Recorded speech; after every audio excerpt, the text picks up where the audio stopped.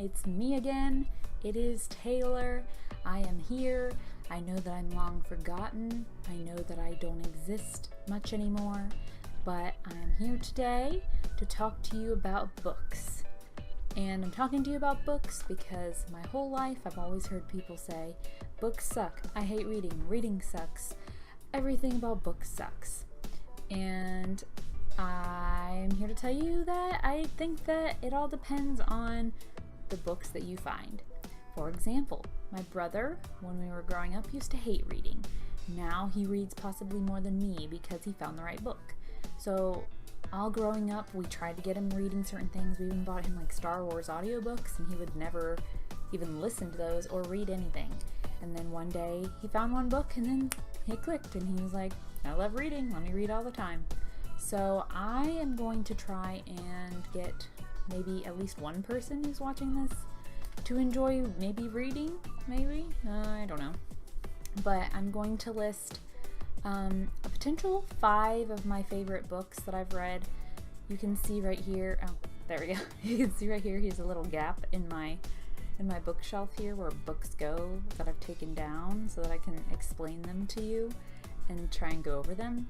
So I've got five of my favorite books, and then I have 5 books that I like that are kind of not mainstream popular that maybe other people might find interesting. Kind of different genres and things, trying to help people out. In the meantime, let's get started. Also, if it sounds really weird in here, like there's a fan going, it's because there's a fan going because I tried to film this with a fan off and it was just so freaking hot in my room because my room is on the side where the sun shines all day long and it's like 1,000,000,000 degrees outside, so I'd rather have poor audio quality than me sit here sweating to death, even though I'm probably going to continue to do that anyway. So here we go. Okay, so first one I'm going to start out with is my all-time favorite book. And I've even set out to read it at least once a year, always on the anniversary of when I first started reading it. That's how much of an impact it had on me. So this one is The Book Thief by Markus Zusak, I believe, or Zusak. I'm sorry, Mr. Markus, sir. I'm not really sure how to pronounce your last name. This one is about Nazi Germany and the Holocaust and things along those lines, and it's actually different from what I was expecting it to be. When I first got it, I thought it was going to be like focused all around the Holocaust, but instead it's about a girl named Liesel and her foster family that she grows up with there. And I will tell you that every time I read this I cry more, which you would think I would cry less because I know what's going to happen, but I cry more each time. And I'm not going to give away the ending or anything. A lot of you probably know, or you might have seen the movie, but the narrator of this is deaf, and again, I expected that to be for certain characters in the book that it may or may not have ended up being for them. But the book thief is Liesel. That is her alias. Not really her alias, but that's who she is. So this is like for her.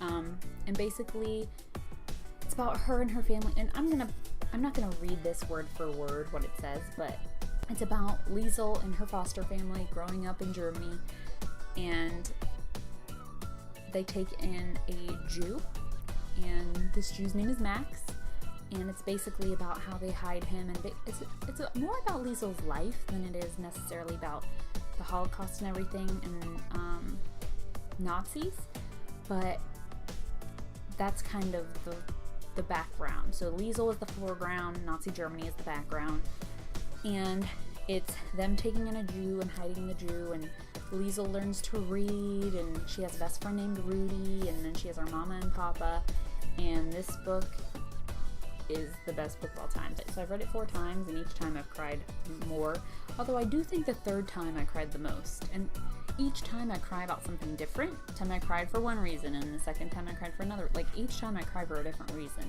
and I become more attached to different characters each time. So, and I've always been interested in World War II. It's always been one of my favorite historical things to learn about. So this is definitely something, if you like history, I mean, it's a work of fiction, but the concept is nonfiction because it could have happened. I mean, things like this did happen. So if you're interested in Nazi Germany and you're interested in friendship and you're interested in Holocaust and you're interested in things along those lines, then definitely read The Book Thief. This one's the best. Okay, so now I'm going to be branching into a book in a series. Now, I didn't want to make this about like my favorite book series apostrophe.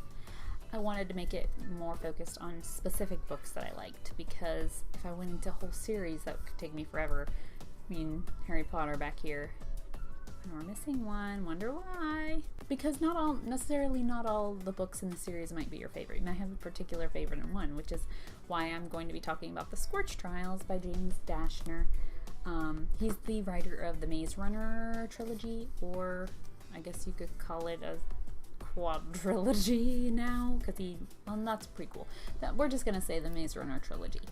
And I hate the movies, by the way. They are nothing like the books. Let me just point that out. I know everybody says that books and movies aren't the same and that the books are better. And I'm not saying that the book or the movie is better. I'm saying the book is better. Let's be honest here. But the Scorch Trials was literally nothing like the Scorch Trials. But this one is my favorite. And I don't really know. Let me just give a preface? Pretense? Something with a pre in it. So the Maze Runner trilogy is about, well, the Maze Runner is about a bunch of boys in a maze who were trying to escape, and they find out all this stuff and whatnot. But the Scorch Trials is the second installment in it, and it's basically, I'm about to spoil the Maze Runner for you, the ending of the Maze Runner. So if you've not read the Maze Runner, or you've not seen the Maze Runner and you want to see it or you want to read it, you might want to skip to the next book, because next book in my video, because I'm about to spoil the Maze Runner for you. So in the end of the Maze Runner, the boys escape with Teresa, and Teresa is a girl that ends up in the maze with them. It's the first girl they've seen in there, and they escape, and this is basically them going across like a desert, because the whole world, once they've come out of the maze, the whole world is like incapacitated, and like it's basically the apocalypse, but in desert form. So like, not when you watch like The Walking Dead and stuff, it's like still vegetation and everything. It's the apocalypse with zombies. But the Scorch Trials, actually it is kind of like with zombies, but it's the desert. So there's these people called cranks, and it's basically people that are infected with some sort of virus that kind of turns them into killing machine type people. And this is how they have to escape and figure out what they're gonna do outside of the maze, because all they know is the maze, because their memories previously in the Maze Runner were wiped, so they only remember waking up in the maze. They don't remember life prior to that. So this is basically them finding their way and learning more about themselves and learning more about the world outside the maze. And my favorite character is Newt. And let me go back to the Maze, or not the Maze Runner, to the Book Thief. My favorite character in that is Max. So in case anybody does decide to read these, you let me know. If you do read these and you watch this video, let me know in the comments down below who your favorite characters are in each of these, if you've read them and whatnot, or who your favorite character in any book is.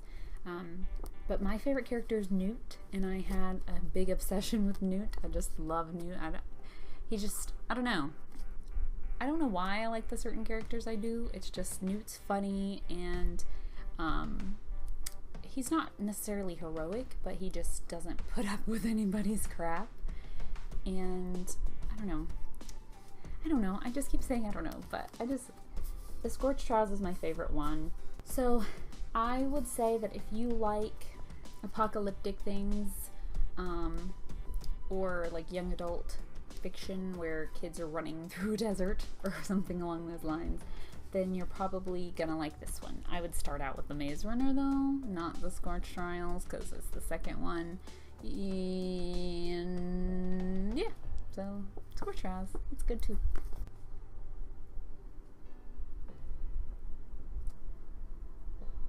Continuing on with the series portion of this video. Next up we have Harry Potter and the Half-Blood Prince. Now that's why we have a missing, I can't point with looking in the camera. That's why we have a missing book up here. Harry Potter and the Half-Blood Prince is my favorite in the Harry Potter series. And I think the reason why is because it actually explains like why Voldemort is who he is and why he does what he does. And that's one of the biggest things that I didn't really care for in the movie take of it, which that's probably my favorite of the movies as well.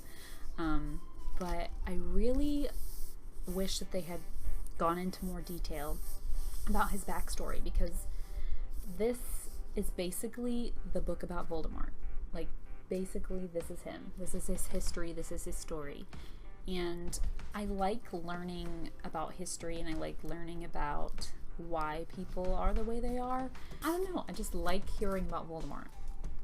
I mean, he's not my favorite character, but I don't know. It's just, I feel like you can get a better understanding of Harry Potter when you understand the characters, and you can understand Voldemort better if you actually read this one. So if you are just a Harry Potter watcher and you're not a Harry Potter reader and you've always wanted to learn more about Voldemort, then I would definitely recommend reading this one. I mean, I would definitely recommend reading all of them, but definitely if you're really interested in Voldemort and Voldemort's history and whatnot, read the Half-Blood Prince.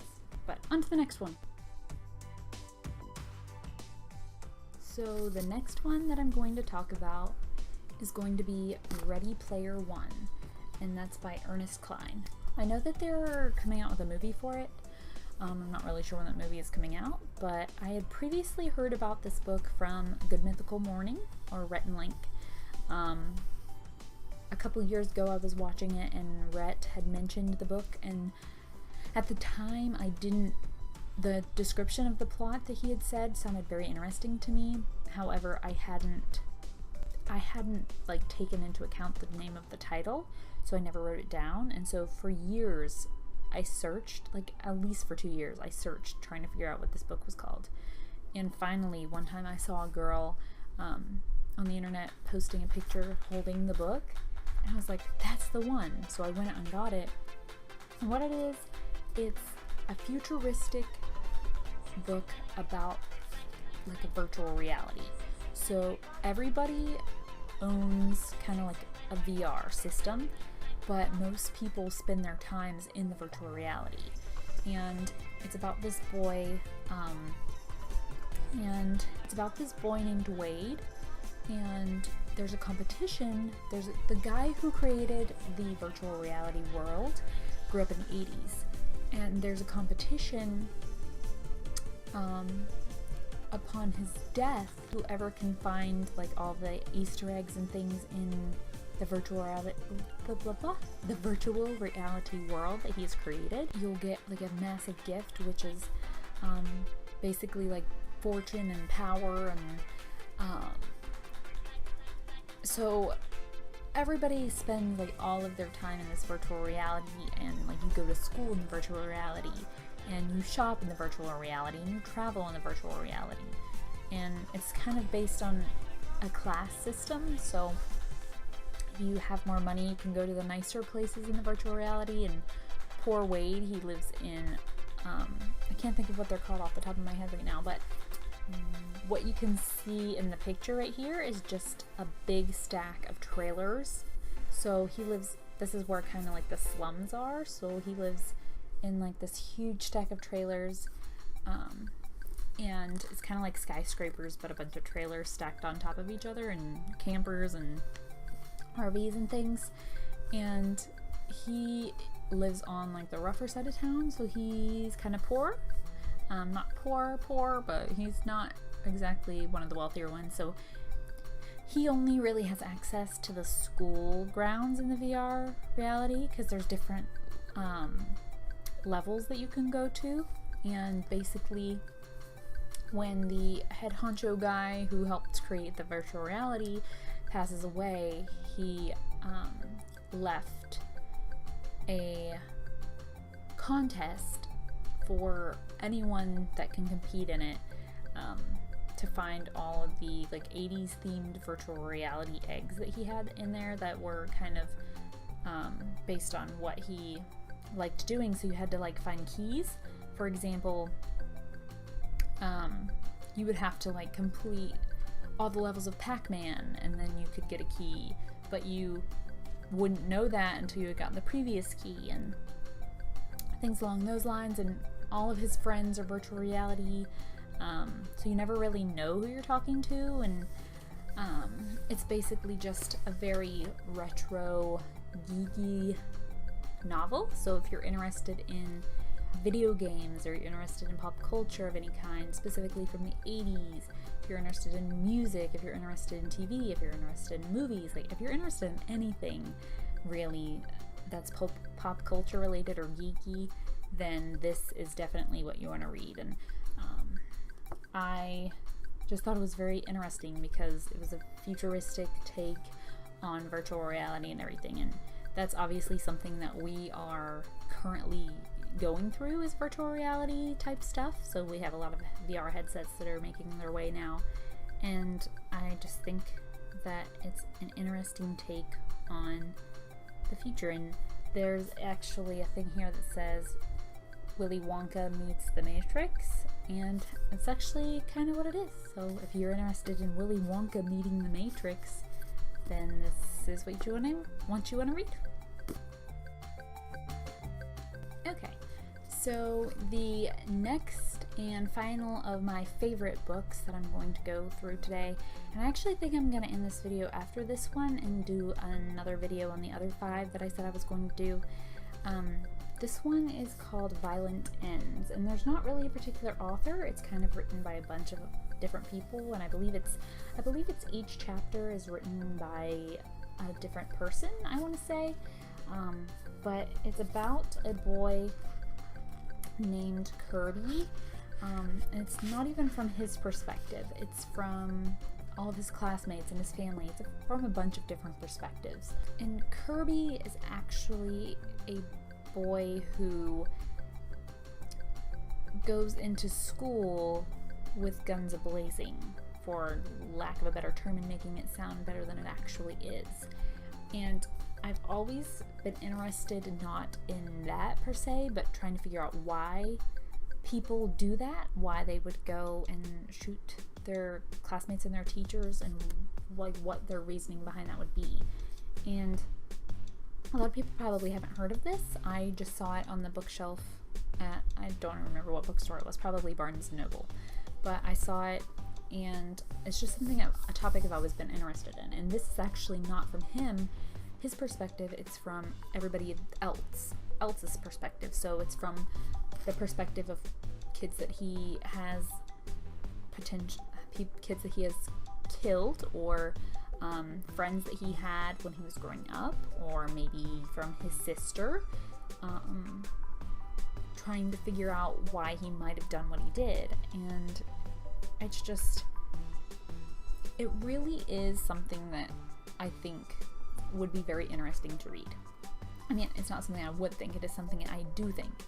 And if you're interested in that kind of topic, then this is definitely something that you want to read.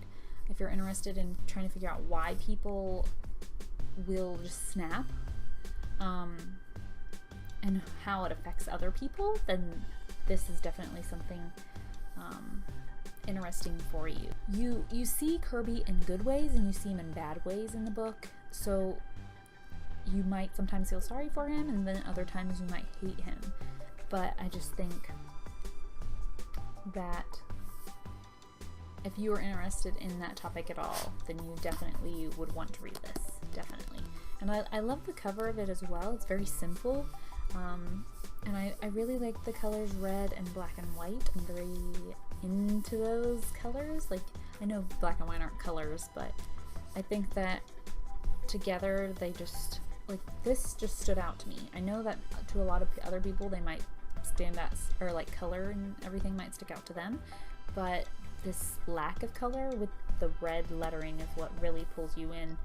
And I just think that's kind of similar to the story. So there's black and white to Kirby, and then there's color to Kirby, but it all depends on what other people see about him. It's nothing to do about what Kirby sees of himself, it's what others think about Kirby, and how Kirby may have helped people and how Kirby may have harmed people. And if you are interested in that, it is called Violet Ends, and I actually think that I'm going to end the video on that. And if you like any of these books, or if you are interested in reading any of these books and you do read them or anything along those lines, let me know in the comments down below what your favorite character is, who your favorite character is, if any of these books are your favorite book, if you are planning on reading them, if you aren't planning on reading any of them because you hate reading still and you still want a better suggestion. If you still want a better suggestion, then I would tune in to the next video, because I plan on making a second one involving 5 other books that I like but necessarily aren't my favorites, but that I really do like, and I think that you might like too, depending on the genre that you are interested in. So give this video a like if you liked it, so that way I can know that you do like it, and comment down below, like I said, if you are interested in any of these books, if you have a favorite character, if you have a favorite book yourself, if it wasn't any of the books that I listed. And have a great night, even though it's day, whatever time you're watching this.